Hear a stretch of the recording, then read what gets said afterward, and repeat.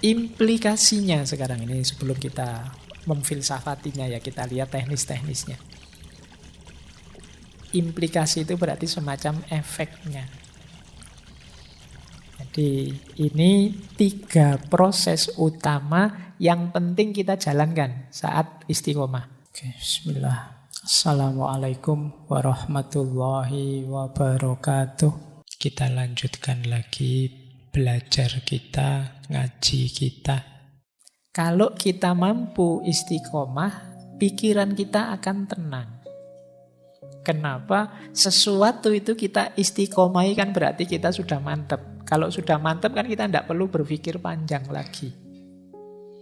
Pikiran kita tidak perlu merenung tentang itu lagi. Kita tidak perlu mencari informasi tentang itu lagi. Kita tidak perlu membahas pro kontra tentang yang kita lakukan. Kita tidak perlu mikir istikharah mana yang kita putuskan.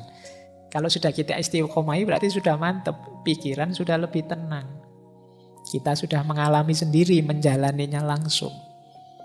Jadi implikasinya istiqomah pada pikiran jadi tenang. Jadi ilustrasinya kayak orang kalau menikah itu loh. Sebelum menikah kan pikirannya macam-macam. Sudahlah nikah saja, jalani lebih tenang. Ya tetap ada masalah, tapi kan tidak segalau waktu belum nikah. Nah, istiqomah kan juga begitu. Dijalani saja, dirutinkan, nanti pikiran jadi lebih tenang. Sebelum dijalankan kita kan masih gamang, galau, berpikir ini, berpikir itu, ada pro, ada kontra. Jadi lebih capek. Tapi begitu kita istiqomah, oh seperti ini toh rasanya. Kita pikiran terus tidak banyak tanya lagi. Ini implikasinya. Jadi kalau ingin tenang, kadang-kadang ada baiknya wawasan-wawasan yang mungkin di pikiran kita masih kacau balau itu ayo kita tinggalkan, kita istiqomahi menjalankan yang mantap saja, kita yakini saja dulu. Nah ini level pikiran. Yang kedua level perbuatan. Level perbuatan kalau kita istiqomah biasanya tambah mantap dan tambah mudah. Awal menjalani sulit, tapi begitu kita istiqomah tambah gampang sekarang. Jadi itu untungnya orang istiqomah. Pak saya ngajinya belum lancar ya Pak, saya ingin kursus lagi. Mungkin itu bagus, tapi kursus tidak dipakai sama saja, mending kamu istiqomahi ngaji, lama-lama lancar. Jadi semakin diistiqomahi biasanya semakin mudah. Kayak kalian latihan ngomong di depan orang banyak. Itu daripada kalian beli buku banyak-banyak tentang cara ngomong di depan orang lain, mending latihan saja langsung ngomong. Nah, tambah lama akan tambah mudah. Mungkin pertamanya pelegak-peleguk masih, E-nya masih banyak. Begini, E-nya banyak. Jadi, kalau E-nya masih banyak, masih harus sering latihan. Nah, saya juga dulu waktu ngaji filsafat awal-awal mungkin banyak E-nya juga. Tapi kan karena sudah sampai sekian ratus sesi, jadi lebih lancar sekarang. Jadi maka istiqomahi sesuatu. Kalau ada kesulitan, istiqomahi. Kadang-kadang jalan istiqomah yang berulang-ulang itu tiba-tiba terbuka. Itu yang tadi disebut hidayah. Yang tidak terduga-duga. Mungkin di luar konteks usaha kita. Tapi itulah kuasanya Allah. Kita dapat kemudahan karena istiqomah. Oke, baik. Jadi yang pertama itu. Kita lebih mantap, lebih mudah. Yang kedua, kita mendapatkan makna yang lebih dalam dibandingkan sekedar menjalani sekali-sekali atau malah tidak menjalani, hanya ngerti teorinya saja. Dengan menjalankan secara istiqomah, kita semakin menghayati, semakin ngerti maknanya. Ini yang tidak bisa diperoleh oleh orang luar, outsider. Orang yang hanya lihat saja akan sulit menangkap kedalaman. Dia bisanya hanya lihat gejala. Misalnya kalian tidak pernah pacaran, menilai orang pacaran itu hanya lihat gejalanya. Menurut saya Pak, pacaran itu hanya bikin repot saja, bikin ribet saja, menghabiskan waktu, menyusahkan, karena kamu lihat dari luar. Padahal mungkin yang ngalami kelihatan ribet, repot, tapi dia bahagianya luar biasa. Ini namanya kedalaman. yang tidak diperoleh, yang hanya melihat dari luar. Nah, orang istiqomah karena mengalami langsung mendalami, ya dia paham benar. Ini efeknya istiqomah. Kemudian karena berulang-ulang mengistiqomahi kebaikan tertentu, maka kebaikan itu akan mengakar menjadi karakter. Ini untungnya. Jadi istiqomah itu awalnya berat, tapi nanti akhirnya akan jadi sangat ringan karena dia tertanam jadi karakter kita. Sering saya ceritakan ya, mungkin kalian mengawali sholat tahajud saja, itu kan berat. Bangun di malam hari untuk sholat itu jauh lebih berat daripada bangun di malam hari nonton sepak bola. Ya karena ini kan sesuatu yang kalian enggan kan bangun. Tapi coba kalian istiqomahi dalam jangka waktu tertentu nanti sebaliknya. Kalau malam hari kamu kelewatan tidak tahajud, rasanya kamu menyesal, tidak enak. Nah ini berarti apa? Sudah jadi karakter.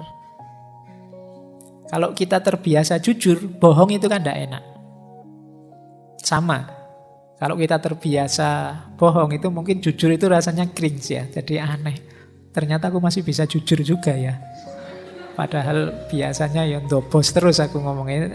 Ternyata ada jujurnya juga. Jadi aneh. Nah ini namanya sudah jadi karakter. Maka keuntungan dari istiqomah antara lain kebaikan itu akan jadi karakter sehingga mudah nanti dijalankan. Tidak berat lagi. Jadi ini kan orang kemudian menyebutnya inilah nikmatnya ibadah. Tidak berat, justru kalau kita tinggal kita rasanya tidak enak. Terus tentu saja secara sosial membangun citra diri kita. Kita tercitrakan, dicitrakan sebagai orang baik. Niatnya tidak pencitraan, tapi pasti tetap kita dapat citra dari masyarakat. Tidak usah khawatir. Jadi logikanya tidak bisa dibalik. Kalau kita niatnya hanya mencari citra saja, pencitraan saja, ya mungkin hanya citra saja yang kita dapat, tapi yang lain tidak. Kedalaman kita tidak dapat, kemantapan, kemudahan, karakter kita tidak dapat. Tapi kalau kita nawaitunya memang istiqomah dalam kebaikan, tidak menarget citra sama sekali, ya kita akan dapat semua termasuk citranya. Nah ini implikasinya istiqomah. Yang ketiga, yang spiritual. Orang itu kalau mengistiqomahi kebaikan, maka kebaikan yang dia istiqomahi itu paling tidak akan berfungsi 5 secara spiritual. Yang pertama fungsi tawajud. Tawajud itu dia akan membawa kita pada kesadaran mengenai yang maha wujud. Membawa pada kesadaran ilahiyah. Jadi ketika kita jadi orang baik, jadi orang benar, kebaikan-kebenaran yang kita jalankan itu akan membuka mata kita, lahir maupun batin, tentang hadirnya Allah. Ini namanya fungsi tawajud. Yang kedua, mengistiqomahi kebaikan akan berfungsi tajarrud. Tajarrud itu berarti sekarang kita sibuk dengan kebaikan, berarti yang tidak baik menyingkir semua. Yang duniawi menyingkir semua. Ini kita jadi tajrid. Hidup satu-satunya demi kebaikan itu sendiri, mencari ridhonya Allah. Ini namanya fungsi tajarrud. Yang ketiga, tazkiyatun nafas. Tentu saja ketika isi jiwa kita yang positif-positif, yang terang-terang, yang gelap tersingkirkan, otomatis terjadi pembersihan jiwa. Jadi maknanya luar biasa ternyata istiqomah itu. Kemudian yang keempat, selain pembersihan jiwa ada hikmah. Kita ketemu makna-makna yang dalam, yang tidak mungkin diperoleh dengan orang yang hanya melakukan kebaikan sambil lalu secara dangkal. Dan yang terakhir tentu saja fungsi dakwah. Fungsi dakwah itu menarik orang lain untuk mengikuti kita. Ini hukum tarik-menariknya main. Kita jadi orang yang menebarkan aura kebaikan sehingga yang lain terpicu untuk juga melakukan kebaikan. Ini namanya fungsi dakwah. Wah, temanku ini tiap hari ngaji terus jadi ndak enak. Ya sudahlah, sekali-sekali aku juga pengen ikut ngaji. Ini fungsi dakwahnya main. Wah, ini hari Senin, biasanya temanku ini puasa Senin Kemis. Sekalian puasalah, ndak enak nanti daripada aku di luar juga ndak ikut makan, ndak ikut jajan, sungkan sama dia, sekalian lah. Ini namanya fungsi dakwahnya main. Jadi secara spiritual ternyata mengistiqomahi sesuatu itu manfaatnya besar. Dia tawajud, dia tajarrud, tazkiyatun nafas, sekaligus dengan melakukan kebaikan secara istiqomah kita menemukan banyak hikmah dan otomatis kita berfungsi sebagai pendakwah. Orang yang menularkan, mengajak pada kebaikan. Nah, ini implikasi logisnya. Jadi kalau dipikir-pikir ya istiqomah itu manfaatnya besar. Baik untuk pikiran, perbuatan maupun hidup kita. Nah, ini ada tips dari Syekh Ibnu Qayyim al-Jauzi di kitab Madarijus Salikin untuk kita bisa melahirkan jiwa istiqomah. Itu yang pertama, mari melakukan kebaikan secara optimal. Jadi rumusnya 3, optimal, moderat, dan ilmu. Jadi optimal itu berarti apa? Berikan yang terbaik yang kita mampu. Jadi tidak usah tanya, Pak, saya bisanya, pokoknya lakukan sebaik yang kita mampu, itu saja.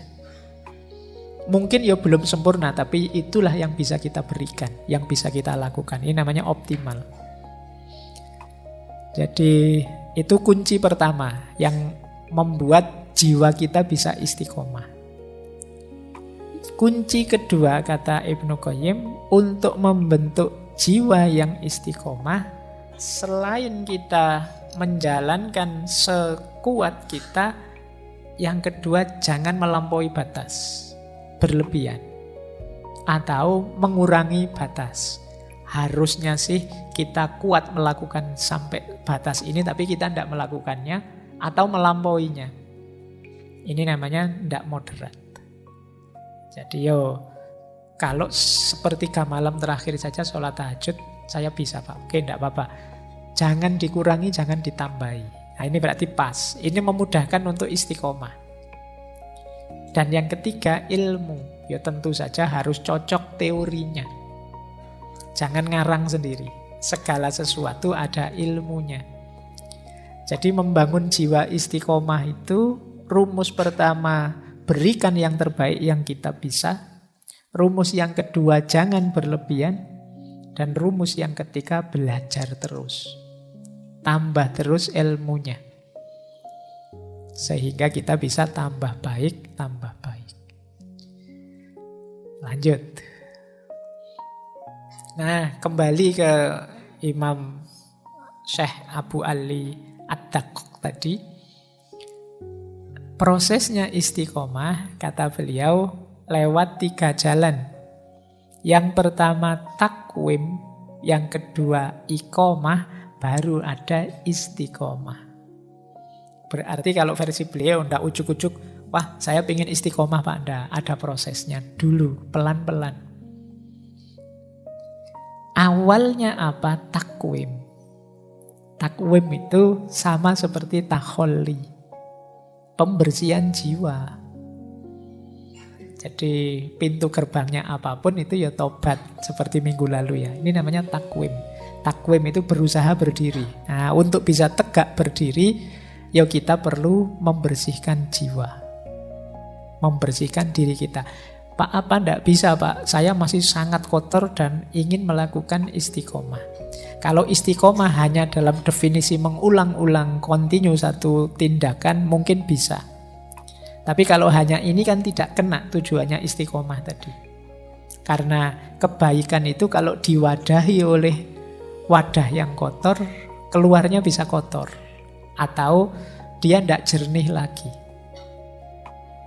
Wadahnya amal itu kan diri kita. Kalau diri kita masih kotor, ya minggu lalu saya bilang, wadah yang kotor diisi kebaikan apapun, ya kekotoran diri akan mengkontaminasi kebaikan tadi.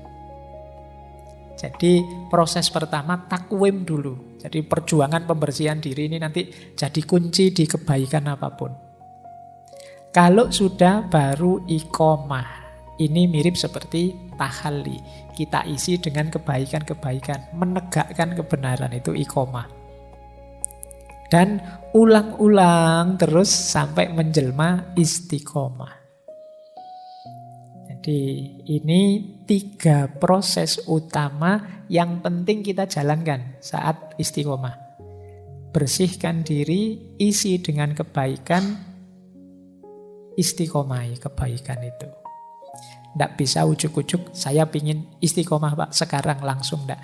Ada prosedurnya pelan-pelan. Karena jangan sampai kita mengistiqomahi keburukan, kekeruhan, kekotoran. Jadi ini tips dari Syekh Ali Ad-Daqqaq. Yang lebihnya mohon maaf. Wallahul muwaffiq. Wallahu a'lam bissawab. Wassalamualaikum warahmatullahi wabarakatuh.